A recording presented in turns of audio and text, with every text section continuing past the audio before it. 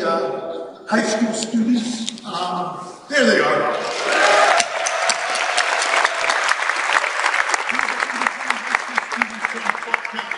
Who are joining us here at AU today. And I think one of the important things, I think it's really important to hear from young people. You know, young engineers like Skylar and the students from Clark County. Because I think it gives us a heads up on where things are going and how they're thinking about things and how they view the world so differently than we do. And it's a way to just spark our imagination. So what I'd like to do now is share a video with you from a slightly more mature might not be quite the right word, let's say a slightly older engineer, a really good friend of ours, our friend Saul Griffith from Other Labs. Like Skylar, Saul has a really interesting perspective on engineering. Let's take a look. Wouldn't it be cool if, that's what defines a real engineer for me, if someone who constantly says, wouldn't it be cool if my niece wanted an inflatable elephant. So I made an inflatable elephant, essentially a Macy's Day Parade thing. Then once you build it, you have an inflatable elephant. Wouldn't it be cool if this elephant could walk? How would we do that? And we figured out some actuators and ways to sew these actuators on this inflatable elephant. All of a sudden we had a walking inflatable elephant. Oh, that could actually be really useful for doing human-safe robotics or soft prosthetics for more comfortable medical devices for spinal cord injuries and victims, etc. Very low mass, low inertia robots that are extremely efficient energy sense for doing tasks. All of these applications come to you. No one was thinking about revolutionizing robotics. If you're going to create something new, it's because you think you can make something cool or they want to save the world, and I'm going to put both of those in the same bucket. I really don't think engineers understand how big their influence is on the world. Everything around us, every single object has the hand of the engineer. And more than ever before in history, we understand the consequences of how we shape the world. I think it's really important to encourage the next generation of engineers that they are allowed to think outside of the traditional boxes. So in the 1950s, to be a product engineer was just listen to the client, build the product. We didn't really understand the downstream effects of that. The reality is now we can see the disparate effects of small decisions. How do we redefine an engineering ethics where, for example, the environment is a stakeholder and considered equal with the client? First step is become literate in these downstream effects. If you don't understand those things, I don't think you can design a good product for the 21st century. You'll just be doing what everyone did 30 or 40 years ago. I don't really know any engineers who grew up thinking, you know what, I want to destroy humanity. I haven't met the Dr. Evil of engineering yet. It self-selects for pretty positive, optimistic people. Let's give them even better tools and more freedom to express their optimism in the products that they're designing. From redesigning what toothbrushes are through building entire working machines that have no hinges, no joints, no bearings, no servos. And there's a lot of hope that a lot of those machines will be more energy efficient than traditional machines. So this is certainly challenging previous notions of mechanical engineering. Is it practical? Maybe, but it's certainly at least exploring new potential directions. You're living through a transformative time, probably more transformative than the Industrial Revolution was. We have an unprecedented democratization of tools. Laser cutters, 3D printers, water jets, CNC everything. Things like makerspaces. It's getting easier and easier for people to make real their ideas, and then you throw that out to the public and see whether it sticks or not. There's no reason not to pitch your exciting visions for your future in a much more entrepreneurial way. Keep moving, keep having ideas, and allow yourself to be frivolous sometimes. Just make sure you're doing something. Treat every single thing in your life as a little engineering design problem, and do it so many times that over a lifetime you become a master. And they can be silly things. Dream about how to make your shower head more efficient while you're showering every morning. But you also have to have the discipline to do a lot of it with real rigor, like understand the physics and the math and the mechanics and the kinematics and controls underlying all these things, so that when you get the right collision of ideas, it may be the thing that changes the game. So really, this is awesome news. We absolutely can design a really cool world to live in. You can use your engineering as a hammer to hit every nail.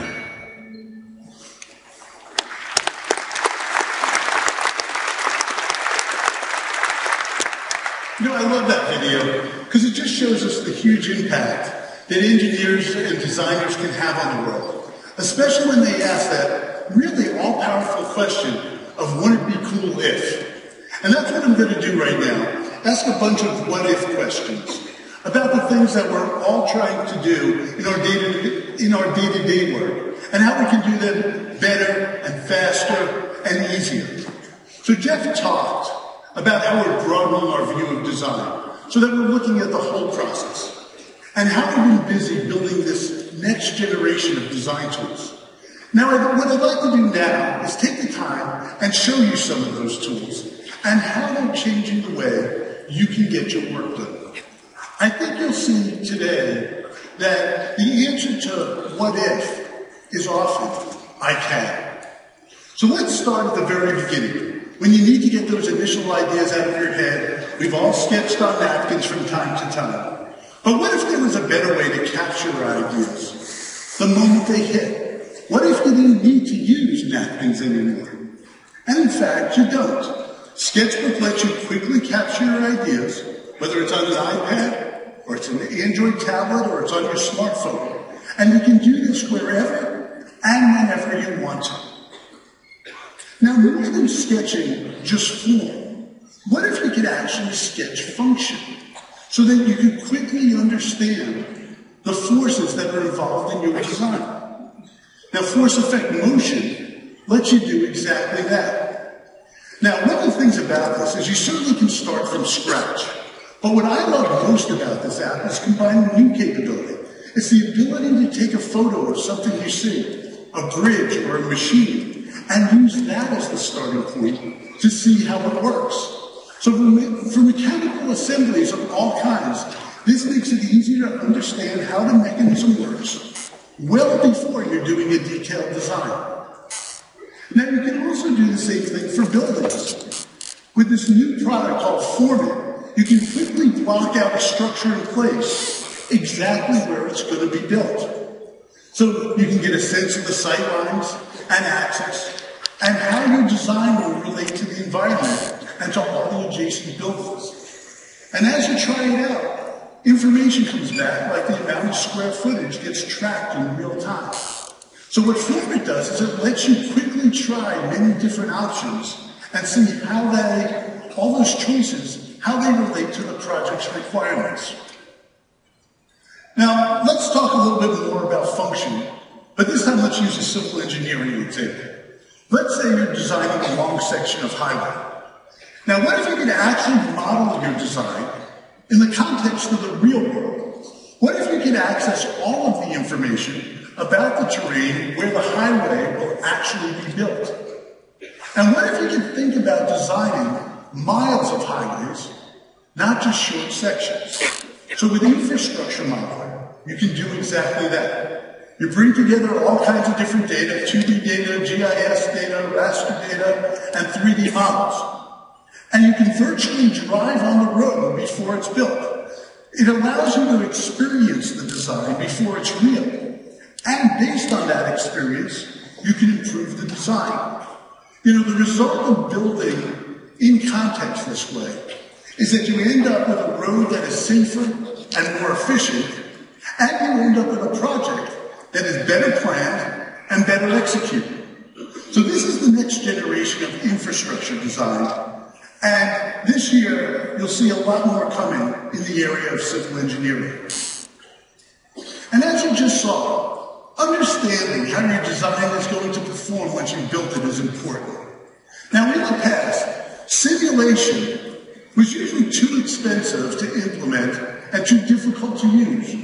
I mean, it was so much so that it wasn't really practical for that many people. But what if simulation did require a huge upfront investment? What if it was so easy to use that anyone on your team could be running useful simulations in minutes? You know, what if you could actually run the largest data sets, larger than anything that your current workstations could handle, and you could do it right now? And what if you could run those simulations from anywhere, on any device?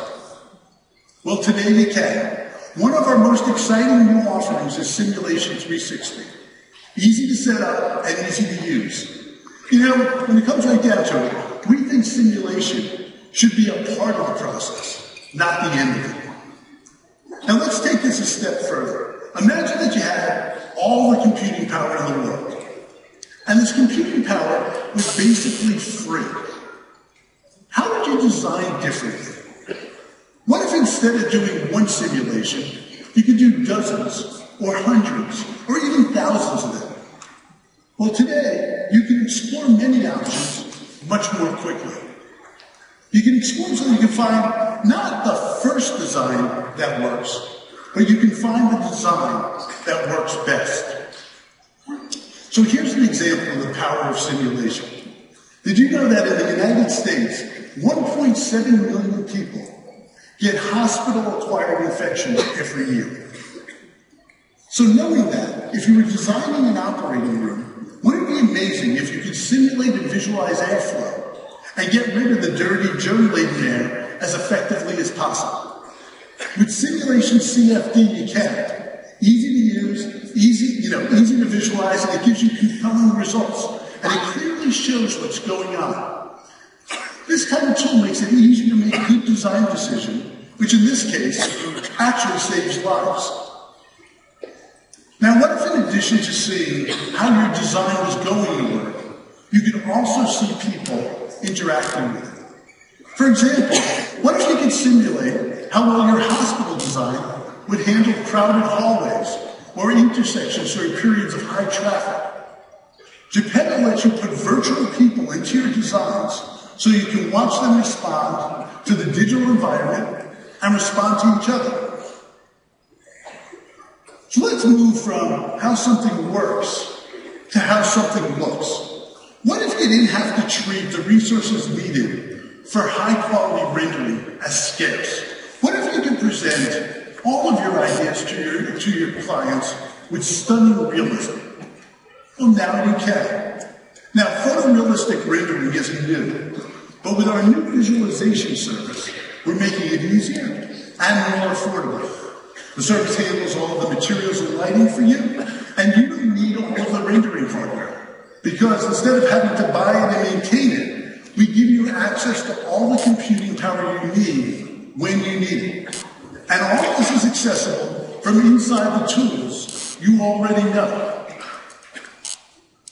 Now, let's take a look at modeling tools. Let's face it, the reality is that every one of us uses multiple tools. And these tools don't always connect as well as we'd like. And there's nothing more frustrating than having your data tracked with your tool. But what if you could open up Pro E file, a SolidWorks file, a Rhino file, no exporting, no importing, and certainly no ending up with a tessellated mess?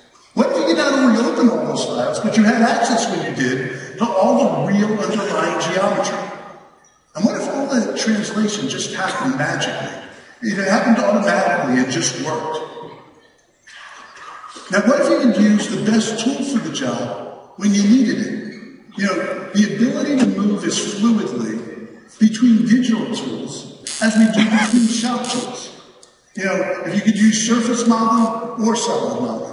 What if you could model parametrically or use direct manipulation in the same application?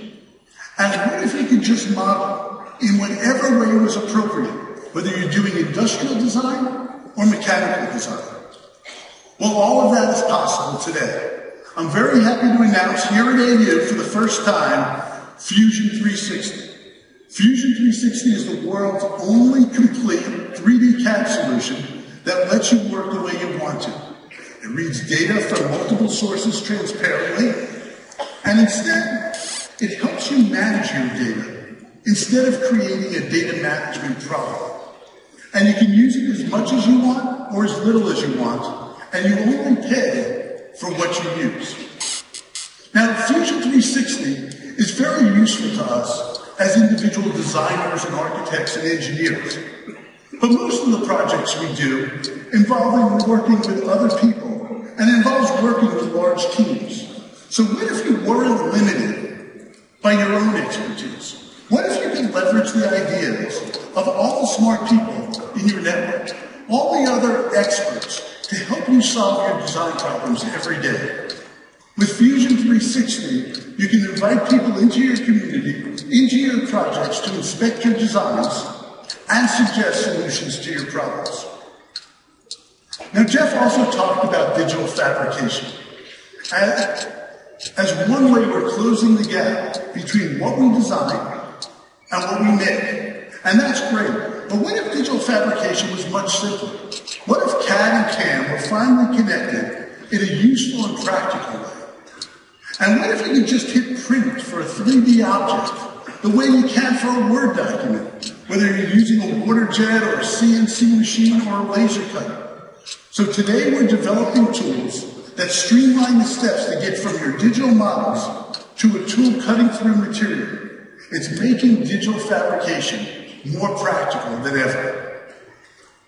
Now let's talk about processes and about managing these complex projects that we're all doing today. All kinds of issues come up when you're building and manufacturing the type of projects you're all engaged in. Now what if we could see early on in the process all the problems that were likely to crop up? For example, what if clash detection was easy? Now that's great. Clash detection is useful. But what if we had clash resolution? The old way would have been to send an email about the clash to someone. But now you can send the actual clash with all of the context and all of the components involved. That way the person that needs to fix the problem has all the information that they need to resolve it without any back and forth. Now Jeff talked to you about being connected to your tools and to data and teams. And even though we've had rich 3D models for a really long time, they've usually been locked away on the desktop, and only designers and engineers really had access to them. But the reality is that lots of other people need access to that information as well. All of the stakeholders, customers and contractors, even when they're out in the field. So what if you could give everyone who needed it access to the data that matters, anytime, anywhere, and on any device? So what you're looking at is BIM for everyone. Now, one of the great things about BIM is that it provides you with a complete list of all the components used in your design. But wouldn't it be great if you could really access that list while we're at the job site? Has it been ordered? Did it arrive? Was it inspected? And what if you could make easy updates to all of this? BIM 360 Field lets you find and track all this stuff to make sure everything is right. It brings the power of BIM to the construction site, so now we have BIM in the field. And here's another reason why being able to manage the design process is so important today. We're working in increasingly distributed teams and working with increasingly complex supply chains. Now, the traditional technology solution for this problem was PLM software. But legacy PLM software is terrible. You know, it's huge systems that are expensive to implement and almost impossible to maintain. What's even worse, you need to change your process to accommodate the way the software works. And that's why people spend so much and get so little from traditional PLM. But what if you could be up and running with PLM in a matter of days instead of years? And what if there was a PLM system that adapted to the way you work instead of you having to adapt to the way it works? And what if you could adopt PLM in your company, one process at a time? Well, today you can. Autodesk is bringing you PLM you can actually use. In fact, it's the fastest growing PLM solution ever released. Easy to deploy, low cost of ownership, and you can use it when you need it and can adopt it one process at a time. You want to start with procurement? Great. You want to add quality control? No problem. It's not all or nothing. It's a real-world, usable technology that will help you bring better products to market more quickly, more easily, and more cost-effective. So today I've talked about some of the tools and technologies we've been working with. And as we said, we think that one of the biggest opportunities around is connecting our tools, data, and people. So what if there was just one place where you could go to do all this stuff? Everything I just showed you. A single point of connection that you could log into from anywhere on any of your devices, which would give you a single source of truth and all the updated information that you needed. Well, that place is Autodesk 360. It's the connective tissue. It binds all of this together. It's the hub. A360 gives you the ability to search and translate and view all the information in your projects. It allows you to communicate with all the other people involved.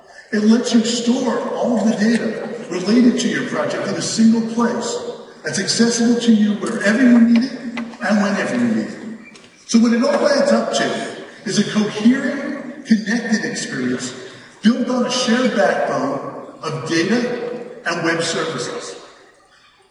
Now I want to shift my focus from the apps to the underlying technology. All of the tools that I showed you this morning are powered by the cloud.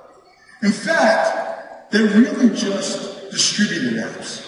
They combine the power of the cloud with the capabilities of the device in your hands. And that doesn't matter whether the device in your hands is a phone or a tablet or a notebook or a desktop.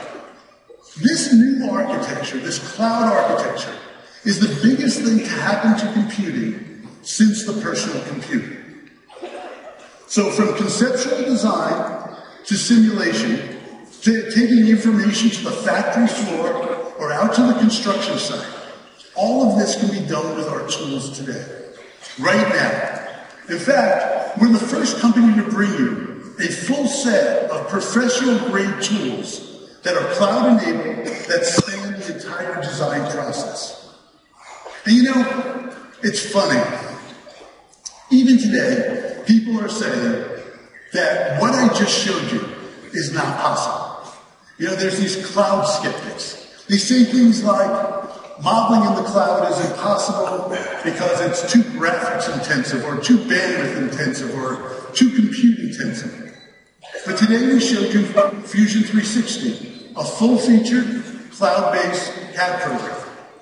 They say you can't do real simulation in the cloud. But today we showed you Simulation 360 and Simulation CFD, where you can not only do simulation, but you can do optimization. And some people still believe mobile devices like tablets and phones will never play an important role in the design process. But you can take virtually every part of your work with you on the devices you have in your pockets right now. And the stuff isn't theoretical. Our customers have already been using it. For example, they've rendered nearly 1 million jobs, logging more than 3 million CPU hours on A360. In October, AutoCAD WS reached 10 million downloads. Our BIM 360 platform has more than 40,000 users. And Simulation 360, which just launched in September, has run more than 17,000 jobs have been run on that platform. And PLM 360, which is the industry's first and fastest growing cloud-based PLM solution, is now being used by more than 350 companies around the world. You know, I think those numbers are pretty real and pretty impressive. Now, I know that some of you have concerns about the cloud and about mobile devices. But think of it this way. You may not be using cloud or mobile in your professional life, but I am almost certain you're using it in your personal life. And that's whether you do online banking, or file your taxes electronically, or use Spotify, Facebook, or Amazon. So I understand that you have concerns. With each new way of working, there are certainly new issues to consider. But the great thing about this next generation of tools is that you don't have to embrace them all at once. Not at all. We built them to complement the way you already get your work done. And you can adopt them one at a time at your own pace. So for example, if you want to use Revit on the desktop and render in the cloud, that's fine. You want to try Fusion 360 on your existing project data? No problem. Or you want to use desktop tools for modeling and documentation and then use the cloud for PLM, you can do that right now. It's all up to you. And so I'd like to leave you with one final thought. Jeff talked to you about the power and the limits of tools. And as tool makers, we see it as our job. In fact, we see it as our obligation and our promise to you to develop tools that allow you to maximize your creativity, your imagination, and your skills. It's our job to make tools that make you as productive as possible. So when you go home after AU, the next time you find yourself asking one of those what-if questions, we want you to be able to say, now I can. All of this is real and available to you today. So the next generation of design tools are here to empower you and the next generation of engineers like Skylar. Thank you, and have a great AU. Ladies and gentlemen, please welcome technical evangelist Autodesk, Lynn Allen. Thank you.